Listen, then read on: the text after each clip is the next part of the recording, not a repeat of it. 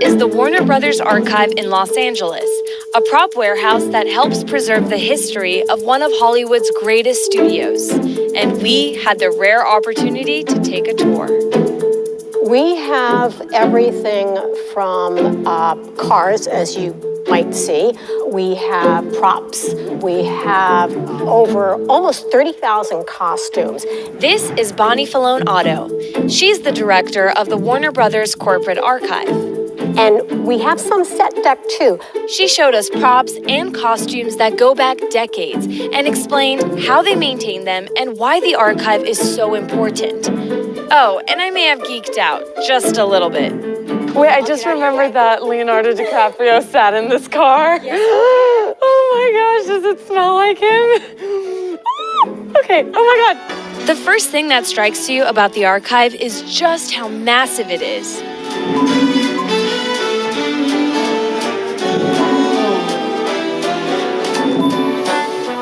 And there was still a ton of ground we didn't get to cover. The Batman movies have been a defining property for Warner Brothers since Tim Burton's iconic 1989 movie starring Michael Keaton and Jack Nicholson. Call me Joker. So, from which movies are these Batmobiles from? This one over here is from Batman Returns, and this is the Bat Missile.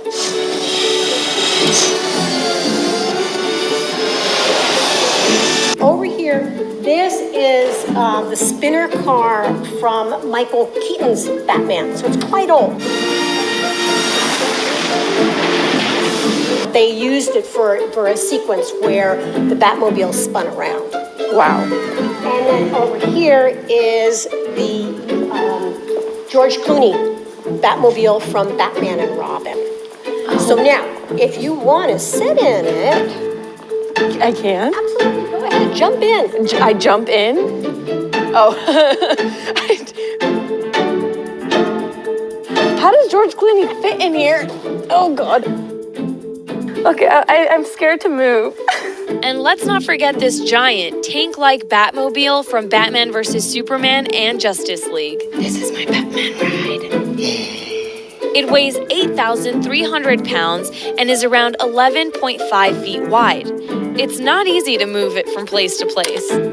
Sometimes productions need more than one version of the same car. This was Joker's car from Suicide Squad. One of these cars can actually drive, one was just used for static shots, and the third one, That's Rudy Day Night, has a hole in its roof. But enough about Batman for a moment. There was another car I was really excited about.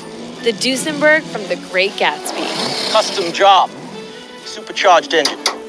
Wait, I just remembered that Leonardo DiCaprio sat in this car. Yes. Wow, oh my God. Leonardo DiCaprio's butt was here. And look at all of these costumes. They're stored in custom-made muslin bags that help keep out moisture. And it's a who's who in there. We saw some outfits that were used in movies as recent as 2018's Crazy Rich Asians. So this is the dress that was worn in the engagement scene. And of course, probably my favorite outfit from all of the gowns and everything was this that Awkwafina's character wore inside her home. And then we saw hats worn in My Fair Lady dating all the way back to 1964. And that was worn when she returned to Covent Gardens after she became a lady. So the straw is in beautiful condition. Yeah. And even some of the colors are still pretty much intact. Especially delicate outfits are wrapped in acid-free paper and put in acid-free boxes to keep them in mint condition. There was also a wide array of other types of props and set pieces. So Margot Robbie, hello. And that's her bat.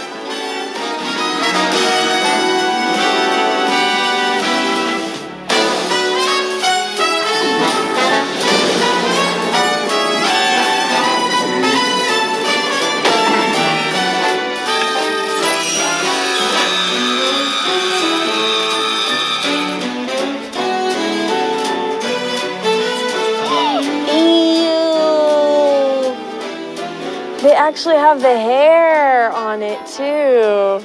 Preserving pieces of film history like this is incredibly important, but it's not easy. This archive has been around since 1992. Before the archive was set up, there really was no protocol as to where these assets were going. So many times they went home with cast and crew. A lot of iconic movie props, puppets, and animatronics are made out of materials like foam, which sadly deteriorate over the years. When you're in production, all they care about is getting that shot. So a lot of times they're not made to last. And then they come here and we are commissioned to do that. And we've got to figure out the best way